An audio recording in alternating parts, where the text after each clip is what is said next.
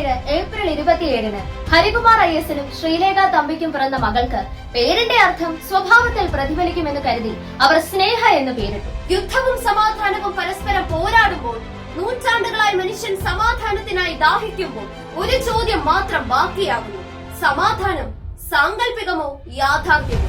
എന്തും പറയുന്നതിന് മുമ്പ്, എന്തും എഴുതുന്നതിന് മുമ്പ് സ്വയം ഒരു മനുഷ്യനാണെന്ന് നമുക്ക് തെളിയിക്കേണ്ടി വരും.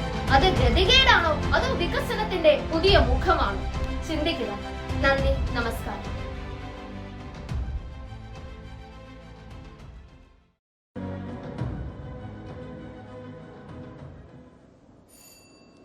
നമസ്കാരം.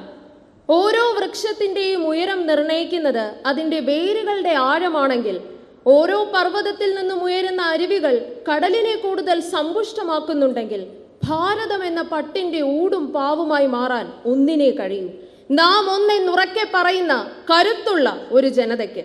അതുകൊണ്ടാണ് വികസിത ഭാരതം എന്ന സ്വപ്ന സാക്ഷാത്കാരത്തിന് മാനവ വിഭവശേഷിയുടെ പങ്കും പ്രസക്തിയും ഇന്നിവിടെ ഒരു ചർച്ചാ വിഷയമായി മാറുന്നത്. നൂറ്റാണ്ടുകൾക്ക് മുമ്പ് ചിതറിക്കിടന്ന ഇന്ത്യൻ ജനത തങ്ങളുടെ കരകൗശല വിദ്യകളാലും വിത്തിട്ട് നേടിയ വിളവുകളാലും ഭാരത കിരണങ്ങൾ ലോകത്തുയർത്തിയപ്പോൾ, വിഭജന തന്ത്രവുമായി എത്തിയവർക്ക് മുന്നിലും പതറാതെ ഐക്യത്തിന്റെ നൂലിഴകളാൽ നാം നെയ്തെടുത്തൊരു സ്വപ്നമുണ്ട്. വേർതിരിവുകൾക്ക് അതീതമായി ഓരോ ഭാരതീയന്റെയും മനസ്സിൽ വികസനം എന്ന 4 അക്ഷരത്തിന്റെ മധുരം നിറയണമെന്ന സ്വപ്നം. ആ സ്വപ്ന സാക്ഷാത്കാരത്തിന് ഇന്ത്യക്ക് കരുത്തേകുക അതിന്റെ നെയ്ത്തുകാരായ നാം ഭാരതീയരല്ലാതെ മറ്റാരാണ്? ജയ് ജവാൻ ജയ് കിസാൻ എന്ന മന്ത്രം പോലെ കനവിന്റെ വിളകൾ കൊയ്യുന്ന കർഷകൻ മുതൽ കാവലായി നിൽക്കുന്ന ജവാന്മാർ വരെ, കറയകറ്റുന്ന ശുചീകരണ തൊഴിലാളികൾ മുതൽ കണ്ണീരൊപ്പുന്ന ആരോഗ്യ പ്രവർത്തകർ വരെ, കനവിന്റെ പട്ടു നെയ്യുന്ന കൈത്തറി തൊഴിലാളികൾ മുതൽ ഭാവിയുടെ പൂക്കൾ വളർത്തുന്ന അധ്യാപകർ വരെ, അകത്തളങ്ങളിൽ വികസനത്തിന്റെ വേരുകൾ വളർത്തുന്ന വീട്ടമ്മമാർ മുതൽ നവമാധ്യമ തരംഗങ്ങളിൽ ഇന്ത്യയുടെ കരുത്താകുന്ന ശാസ്ത്ര വിദഗ്ധർ വരെ ഒന്നായി അണിചേരുമ്പോൾ വികസിത ഭാരതത്തിന്റെ അടിത്തറയായി മാനവ വിഭവശേഷി മാറുന്നു. മനുഷ്യ മൂലധനത്തിന്റെ അടിസ്ഥാനം എന്നത് തീർച്ചയായും വിദ്യാഭ്യാസവും ആരോഗ്യവും ഒക്കെയാണ്.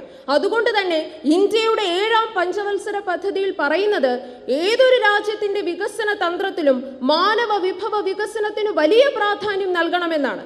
ചുരുക്കത്തിൽ, മികച്ച വിദ്യാഭ്യാസവും പരിശീലനവും നൽകാനായാൽ ഏതൊരു രാജ്യത്തിന്റെ സാമ്പത്തിക വികസനത്തിനും മാനവ വിഭവ ശേഷി തന്നെ, നമ്മുടെ ജനസംഖ്യ തന്നെ വലിയൊരു ആസ്തിയായി മാറും. 1951 മുതൽ 2014 വരെയുള്ള കാലഘട്ടം പരിശോധിക്കുമ്പോൾ നമുക്ക് മനസ്സിലാക്കാൻ സാധിക്കുന്നത്, സമ്പദ്ഘടനയിലുണ്ടായ കുതിച്ചുചാട്ടം ഒരേ സമയം ആയുർദൈർഘ്യത്തിലും സാക്ഷരതാ നിരക്കിലും പ്രകടമായി. എന്നാൽ അപ്പോഴും ലോകത്തിലെ ഏറ്റവും വലിയ ജനസംഖ്യയുള്ള രാജ്യമായി ഇന്ത്യ മാറുമ്പോഴും മനുഷ്യ മൂലധനം അത്ര കണ്ടു വളരുന്നുണ്ടോ എന്നതാണ് ചോദ്യം. ഉദാഹരണത്തിന്, വിദ്യാഭ്യാസ മേഖലയിലെ സർക്കാർ നിക്ഷേപം കഴിഞ്ഞ കാലങ്ങളിൽ 4%-അധികമായൊക്കെ ഉയർന്നിട്ടുണ്ടെങ്കിലും GDP-യുടെ ഏറ്റവും കുറഞ്ഞത് 6%-എങ്കിലും സർക്കാർ വിദ്യാഭ്യാസ മേഖലയിൽ നിക്ഷേപിക്കണമെന്ന് 60 വർഷങ്ങൾക്ക് മുമ്പ് കോത്താരി കമ്മീഷൻ പറഞ്ഞിടത്താണിതെന്ന് ഓർക്കണം. അതുകൊണ്ട് വികസിത ഭാരതം എന്ന സ്വപ്നത്തിലേക്കുള്ള ദൂരം ഓരോ നിമിഷവും കുറയുമ്പോൾ, തൊഴിലധിഷ്ഠിത വിദ്യാഭ്യാസത്തിന്റെ പ്രാധാന്യം ഉൾക്കൊണ്ടുകൊണ്ട് മാനവ വിഭവ വികസനത്തിന് പുതുമാർഗങ്ങൾ തെളിയിച്ച മഹാത്മാഗാന്ധിയുടെ നാട്ടിൽ ഇന്ത്യയുടെ കരുത്ത് എന്താണെന്ന ചോദ്യത്തിന് ജ്വലിക്കുന്ന മനസ്സുള്ള 600 ദശലക്ഷം യുവാക്കളാണെന്ന് മറുപടി നൽകിയ APJ അബ്ദുൽ കലാമിന്റെ നാട്ടിൽ നമ്മുടെ മാനവ വിഭവശേഷി ഇന്ന് ഭീഷണികൾ നേരിടുകയാണോ? ചിന്തിക്കുക. 1990കളിൽ നിന്ന് കണക്കുകൾ തുടങ്ങുമ്പോൾ നമുക്ക് മനസ്സിലാക്കാൻ സാധിക്കുന്നത്, കഴിഞ്ഞ കുറച്ച് വർഷങ്ങളിലായി ലഹരിക്കടത്തിന് പിടിയിലായത് 93,691 പേരാണ്. എന്തിനേറെ പറയുന്നു, ഓരോ വർഷവും കുടിയേറുന്നവരുടെ കണക്കുകൾ നമ്മുടെ റോക്കറ്റുകളെക്കാൾ വേഗത്തിൽ പായുകയാണ്.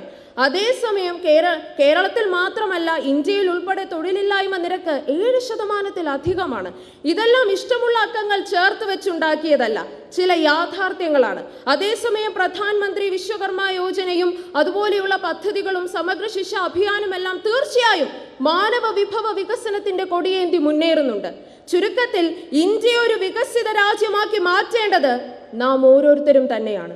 ലോകത്തിന്റെ ചതുരംഗ കളത്തിൽ ഭാരതത്തിന്റെ കരുക്കളാണ് നാം. ഓരോ കരുനീക്കവും പ്രധാനമാണ്. കരുക്കൾ നഷ്ടമാകാതെ കളത്തിൽ മുന്നേറണം. അന്ന് നാം സാക്ഷ്യം വഹിക്കും വികസിത ഭാരതത്തിലെ ആദ്യ അരുണോദയത്തിന്. നന്ദി, നമസ്കാരം. സ്നേഹ, താങ്ക് യു. സ്നേഹ, ധാരാളം കുട്ടികൾ നമ്മുടെ രാജ്യം വിട്ടു പോവുകയാണ്. Brain drain. സ്നേഹയുടെ മനസ്സിൽ എന്തെങ്കിലും പദ്ധതിയുണ്ടോ ഇവയെ തടയാനും പോയവരെ തിരികെ കൊണ്ടുവരാനും? ഭാരതം എന്ത് ചെയ്യണം? ആദ്യം തന്നെ ആ ചോദ്യത്തിന് വളരെയധികം നന്ദി സാർ. തീർച്ചയായും ഇന്ന് നമ്മുടെ സമൂഹം അഭിമുഖീകരിക്കുന്ന വലിയൊരു പ്രശ്നം തന്നെയാണത്. എൻ്റെ അഭിപ്രായത്തിൽ ഈ ഇടയ്ക്ക് നമ്മൾ കേരളം തുടങ്ങി ആരംഭിച്ച 4 ഇയർ ഡിഗ്രി പ്രോഗ്രാംസ് ഒക്കെ തീർച്ചയായും ഈ ഒരു പദ്ധതിക്ക് വളരെയധികം സഹായകരമാകും എന്ന് ഞാൻ ചിന്തിക്കുന്നു. പക്ഷേ അതിനെല്ലാം അപ്പുറം അടിസ്ഥാനമായി നമുക്ക് ഉണ്ടാവേണ്ട ഒരു ഗുണം എന്ന് പറയുന്നത് നമുക്ക് നമ്മുടെ സമൂഹത്തിന് വേണ്ടി പ്രവർത്തിക്കാനുള്ളൊരു മനസ്സുണ്ടാകണം. തീർച്ചയായും അന്യ രാജ്യങ്ങളിലേക്ക് കുടിയേറുന്നത് പലപ്പോഴും ഉയർന്ന ജീവിത നിലവാരത്തിന് വേണ്ടിയാകാം, ഉയർന്ന ശമ്പളത്തിന് വേണ്ടിയാകാം.